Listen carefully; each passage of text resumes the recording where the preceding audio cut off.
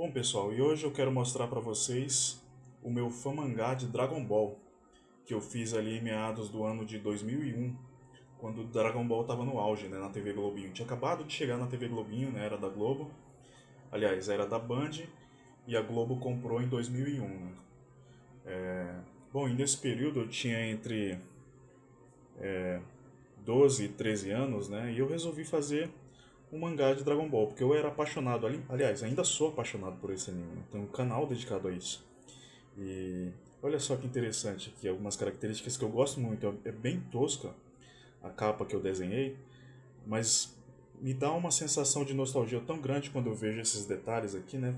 Na verdade, eu tinha feito primeiro esse lado aqui, porque eu fiz o mangá, eu desenhei ele no sentido de leitura ocidental, mas aí quando eu fui fazer a capa eu esqueci, acabei desenhando esse Goku aqui primeiro, do lado direito, né? Era para eu ter feito esse aqui primeiro. Mas aí eu fiz primeiro ele com caneta Bic, preto e branco, tirei Xerox e passei para esse lado aqui. Depois pintei esse lado aqui também do zero, né? Aí vim e pintei esse aqui. Esse aqui eu usei como referência um desenho do Tadayoshi Yamamura, né? Bem conhecido esse desenho do Tadayoshi Yamamura aqui, do Goku Super Saiyajin 2. E essa logo aqui, se vocês derem uma olhada bem, eu tirei de uma embalagem de brinquedo. Eu não desenhei ela, não me sentia competente o bastante para desenhar, né? Ela tá até em alto relevo aqui, colei aqui em cima. Aqui em cima tem meu nome, eu copiava a linguagem visual editorial do mangá da Conrad, que eu comprava, que eu colecionava naquela época, né? Aí aqui em cima tem uma referência, aqui em cima tem uma referência ao Akira Toriyama, né? Baseado no anime de Akira Toriyama. Bom, e o mangá ele trata basicamente de uma fusão entre o Freeza e o Cell. Não me pergunte como o Freeza e o Cell se fundiram, tá bom? Eu tinha apenas 12 anos. Mas enfim, eu acho legal essa capa aqui, ó, a tosquice dela. Não, vou parar de chamar de tosquice, né? A simplicidade dela. Porque eu desenhei com uma régua de gabarito, né? Tinha aquelas letras já preparadas, as fontes, aí eu usei ela para fazer. É muito legal, a fusão de Freeza e Cell. Aqui tá, a fusão maligna de Freeza e Cell. Aqui eu mudei a, a capa, tem até um papel colado aqui em cima, porque a minha irmã viu a fusão maligna, essa frase aqui, pesou muito pra ela, né? Aí eu fiquei meio com peso na consciência e mudei pra fusão de Freeza e Cell, né? Fusão maligna realmente soa muito pesado, né? E é interessante que esses detalhes aqui eu fiz tudo com hidrocor, aquele hidrocor escolar e lápis de cor. A pintura também, ó, toda com lápis de cor e hidrocor, as sombras e tal. Se vocês deram uma olhada nos detalhes, eu acho muito legal isso aqui. Pra mim dá uma nostalgia tão grande dessa época. Bom, já entrando aqui dentro do mangá mesmo, eu fiz uma capa de dúvidas do leitor, né? Ninguém leu esse mangá, só eu. Tô mostrando uma das primeiras vezes que eu tô mostrando na internet. E eu fiz aqui depois que eu terminei o mangá já. Eu usei aqui como referência o desenho do Akira Toriyama, né? Olha só os detalhes ali da caneta. Eu usava a caneta Bic até ela finalizar. E é interessante que eu desenhava frente e verso, porque eu achava que era assim que era desenhado, que era produzido um mangá, né? Eu não sabia como era produzido o mangá, então eu desenhava como era publicado, olha só, na frente e no verso da folha de sulfite. Tanto que vazava o desenho do outro lado da folha. E aqui já tem a história propriamente dita, né? Uma contracapa, de novo copiando a linguagem editorial dos mangás da Conrad. Aqui eu já desenhei a logo Dragon Ball. Aqui o desenho do Goku Super Saiyajin 2. Na minha cabeça aqui estava escrito Dragon Ball. Aliás, Son Goku, né? Eu não sei se é assim que se escreve Son Goku em japonês. Mas enfim. Eu ia copiando os kanjis que eu via nas onomatopeias do mangá da Conrad, né? Aí eu ia juntando e eu não sabia que cada kanji representava uma sílaba em si, né? Eu achava que um kanji representava uma letra igual ao nosso alfabeto. Espero que não esteja escrito outra coisa desagradável aí, né? É interessante que aqui na outra capa tem um disclaimer que eu faço, né? Uma palavra do autor, dizendo as minhas expectativas, do que eu queria, do que eu queria passar, né, pro leitor. E é interessante que nessa época eu estava na escola, eu tinha, como eu já falei, por volta de 12, 13 anos, cada página que eu fazia eu levava para os meus amigos darem uma olhada. Eu nunca recebi um elogio, mas eu sabia que eles gostavam. Vocês sabem como é a escola, né? Os colegas mais próximos dificilmente te fazem um elogio. Essa página aqui, vocês veem que ela está um pouquinho mais limpa, porque eu já fiz ela no final do mangá. Porque eu não escrevia roteiro, eu ia escrevendo, desenhando as páginas e escrevendo de acordo com o progresso da história. Não tinha roteiro. Eu ia desenhando, sentindo o feeling, aí quando eu terminei eu senti que eu tinha que ter uma página mostrando uma pequena retrospectiva do que tinha acontecido, né? Essa página aqui também eu fiz depois. Eu quase não usei referência nessas páginas. Não sei se vocês vão perceber isso ao longo das páginas que eu for mostrando. A única referência que eu usei foi no desenho aqui da Corporação Cápsula. Mas o resto eu fiz sem referência, nessa página específica, né? Porque eu já tinha adquirido mais experiência ao longo da produção do mangá, né? Comecei em 2001, terminei lá meados de 2002.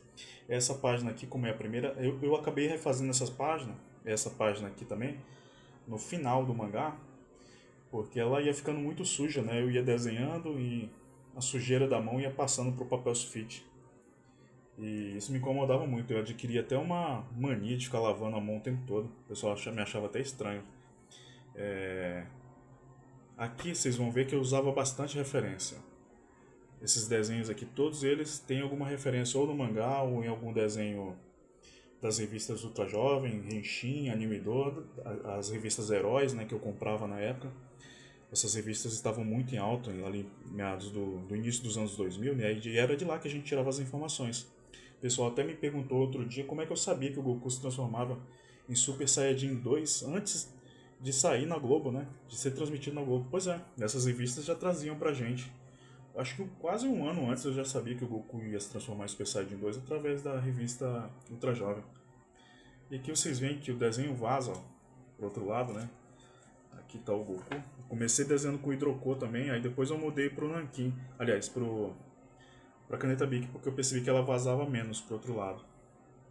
Olha só os detalhes aqui do Freeza se fundindo com o céu, ó, lá no outro mundo. Depois eles fazem um teletransporte lá pro nosso mundo. Aí aqui o céu, o Free Cell, né, que era o nome desse personagem, já chegou na Terra.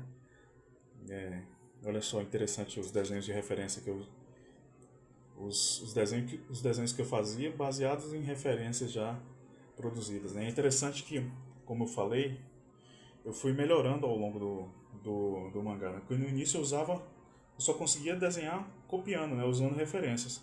Só que a produção de um mangá exige que você desenhe o personagem nas mais variadas posições possíveis. E às vezes você não encontra uma referência naquela posição exata que você quer. E você é obrigado a fazer pose na frente do espelho, pedir para alguém da tua família posar para você, e com isso você vai adquirindo mais experiência, né? Sem falar na quantidade de desenhos que você tem que fazer, né? Então você vê que essas páginas aqui, essas iniciais, elas têm mais referências. Ó. Aqui a história já, Goku já se teletransportou pro nosso mundo. Não me perguntem como o Goku conseguiu, ele estava morto nesse período, porque a história se passa entre a derrota do Cell e a saga Majin Buu, né? Nesse interim de 7 anos que se passaram, né? Por volta ali de 5 anos depois da derrota do Cell.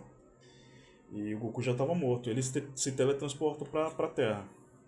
E isso aconteceu porque na época eu tinha lido uma revista Henshin dizendo que o Goku se teletransportava para a Terra mesmo estando morto no filme do BoJack. Só que eu não tinha assistido o filme, né? Eu não sabia que ele ficava 1 segundo na Terra, né? Aí, como eu não tinha essa informação, eu fiz com que o Goku se teletransportasse, usando essa desculpa, e ficasse na Terra até conseguir derrotar ou não o monstro Free Cell, né? Que era a fusão do Freeza e do Cell. Aqui a história já está chegando no clímax, né? Que é o encontro do Goku com o Free Cell. Os guerreiros já chegaram no campo de batalha. Se vocês quiserem, depois eu posso fazer, se der certo o vídeo, né? Eu posso fazer uma versão 2, lendo a história para vocês. Aqui uma página, painel completo do Goku virando Super Saiyajin 2. Aqui a porradaria já comeu solta. Olha só. Aqui eu já começo a parar de usar mais as referências, né? Já começo a me soltar mais, ó. Esses dois painéis aqui eu fiz sem referência. Do Dendê e do Sr. Popo. O painel aqui do Templo Sagrado é óbvio que eu usei referência. Esse painel aqui também eu usei referência. E olha só.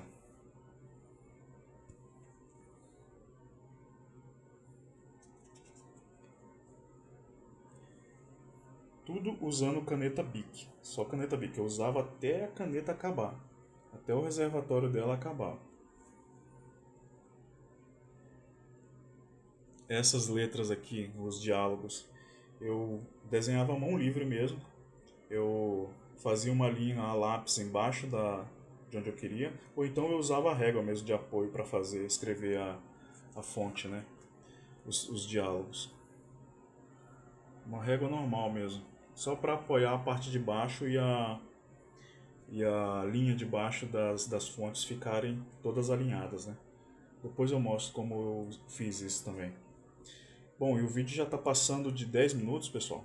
Eu vou encerrar aqui, que se vocês quiserem a parte 2, deem um like e se inscrevam no canal. Se puderem comentar também, eu vou agradecer muito, tá? Bom, um beijão para vocês, tchau, tchau.